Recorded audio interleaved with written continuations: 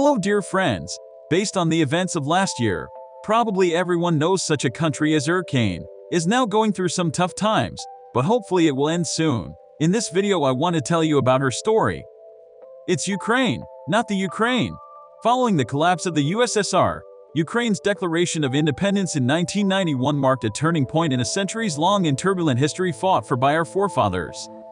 Given that the prefix was used by Soviet Russians to refer to Ukraine as one of its own, its deletion reflected the formation of a fully fledged sovereign country.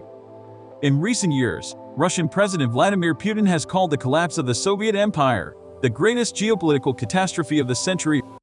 The significance of this statement to Ukrainians cannot be overstated. A nation of people have not only had Ukrainian culture discredited, but have long resisted attempts to eradicate it completely. Kievan Rus 860–1242 was a medieval political federation that endured for nearly 400 years. Dominated by the city of Kiev, it was comprised of modern-day Belarus, Ukraine and part of Russia.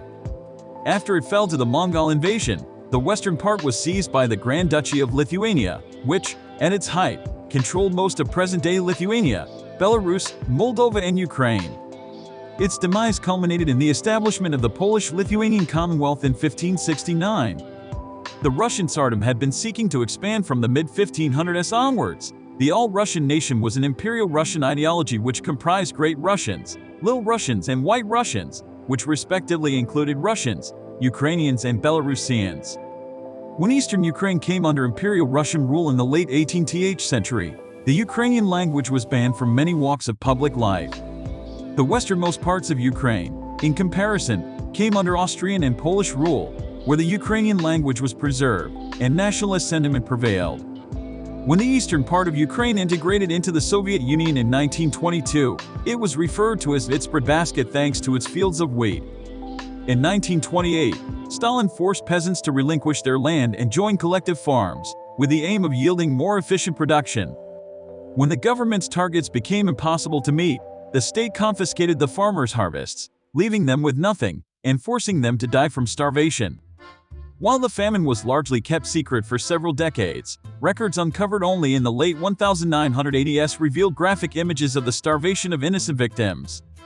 The Great Famine Holodomor of 1932–33 represents one of the most tragic chapters in Ukrainian history, killing at least 5 million. Russia does not acknowledge the event as an act of genocide to this day, but the Ukrainian population was decimated by a man-made famine under Stalin's regime. By 1945, Stalin had taken control of all of Ukraine. A Russification began whereby ethnic Russians were settled into the abandoned homes of the famine's victims. In a further assault on Ukrainian culture, intellectuals, teachers, writers and artists were arrested, deported or executed.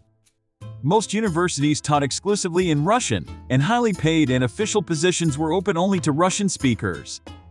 In its first decade of independence, Ukraine was almost identical to Russia in terms of politics, business and culture.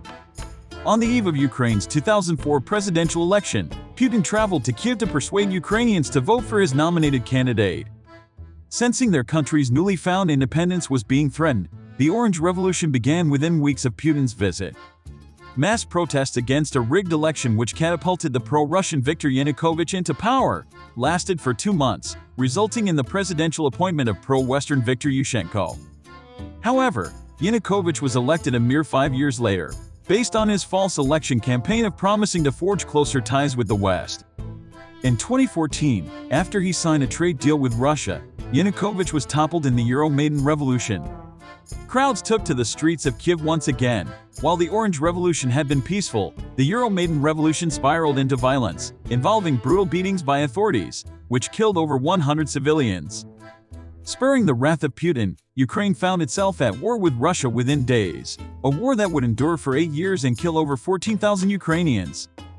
Russia illegally annexed Crimea from Ukraine in March 2014, justifying its crimes over concerns about the fate of ethnic Russians in Crimea. While Crimea comprised an ethnic Russian majority at the time, the annexation made no reference to the Crimean Tatars, an indigenous, Muslim Turkic population, who had been brutally repressed and deported decades earlier.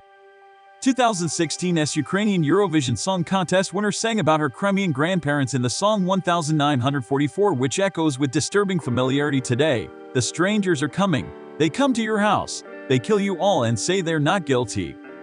Since 2014, approximately 140,000 Ukrainians and ethnic Tatars have left Crimea. Since 2014, eastern Ukraine's Donbas region, comprising the Donetsk and Luhansk provinces, have been controlled by two puppet governments allegedly established by Moscow. In contrast to the rest of Ukraine, the region is home to a large share of Russians and those aligned with Russia's national interests. Fast forward to 2022 and Putin's recognition of the independence of the two separatist regions has drawn widespread condemnation. He subsequently ordered his troops to maintain peace in Donbas, launching an invasion into Ukraine in February 2022. While Putin seems to be stuck in the past with his Tsarist ambitions, the conflict is shaping into a modern war, with the advent of social media enabling citizens to bear witness to history as it takes place. While Putin continues to insist that Russians and Ukrainians are one people, Ukraine's maiden uprising and fierce resistance against the invasion present compelling evidence that the two countries are very different and, in fact, are moving in opposing directions. The invasion is only serving to strengthen Ukrainian resolve to protect their national culture, language, history, and identity. Thanks for watching. Subscribe to the channel and appreciate the video in the comments, as well as other interesting historical